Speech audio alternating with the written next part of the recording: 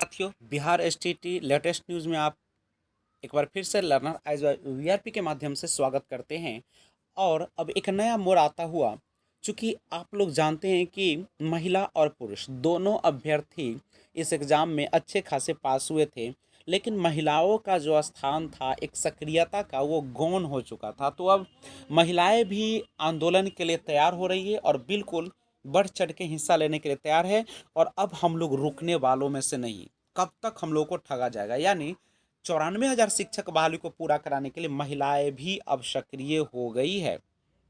आप जैसा कि पता है कि बिहार सरकार के जो रवैया है उससे उदासीन होकर छात्र युवा संगठन यूथ और स्वराज में महिलाएं अभ्यर्थी भी अब मिलजुल कर तय करेगी आगे का क्या रास्ता है।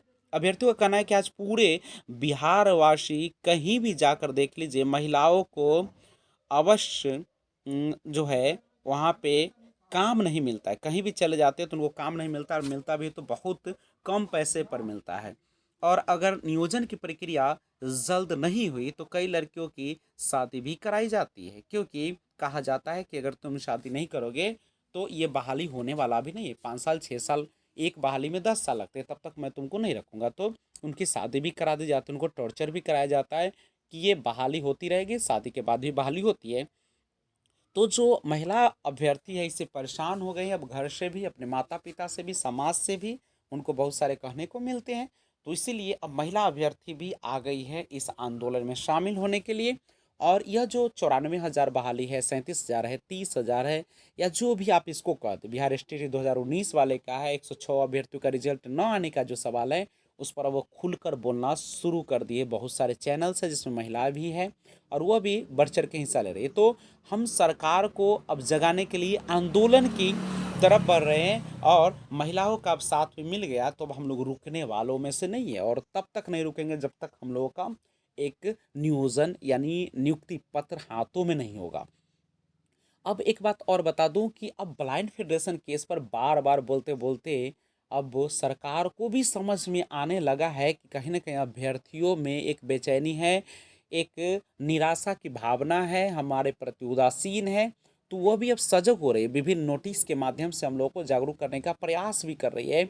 लेकिन सबसे बड़ा पेचीदा है ब्लाइंड फेडरेशन केस और 106 अभ्यर्थियों का रिजल्ट। आखिर क्यों नहीं सरकार, क्यों नहीं मेंशनिंग कराती है सरकार, क्यों नहीं उसका सुनवाई करवा रही है? और दूसरा, 106 अभ्यर्थियों का रिजल्ट क्यों नहीं प्रकाशित की जा रही है? 21 जून के बाद शायद ये संभव हो पाए, लेकिन अभी सकारात्मक विचार हम लोग बना के रखें, एकजुटता को प्रदर्शित करें, हस्ताक्षर जो अभियान चल रहा है उसमें हिस्सा लें, ट्विटर कैंपेन में हिस्सा लें, विभिन्न माध्यमों से जुड़े, विभिन्न प्लेटफॉर्मों से जुड़े।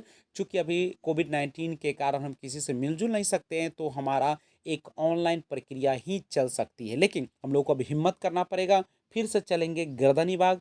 कोविड-19 का प्रभाव समाप्त होने दीजिए, और इस बार हम लोग पीछे हटने वाले नहीं हैं, ये जुमलाबाजी में आने वाले नहीं हैं। हम लोग मिलजुल कर काम करेंगे और बिल्कुल हम लोगों को सफलता मिलेगी। क्योंकि ये जो कोविड-19 से जो बेरोजगार हो रहे हैं, न जाने कितने शिक्षक हमारे दम तोड़ रहे हैं, नियुक्ति नहीं मिल रही है और बदले में मिल रही है तो मृत्यु, जिनका जवाबदेही कौन होगा?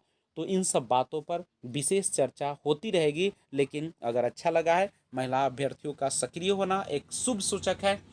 और नीतीश जी बार बार कहते हैं कि महिला फर्स्ट, महिला फर्स्ट।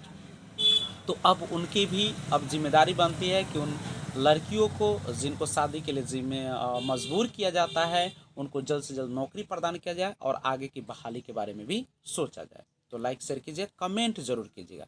Thanks for watching.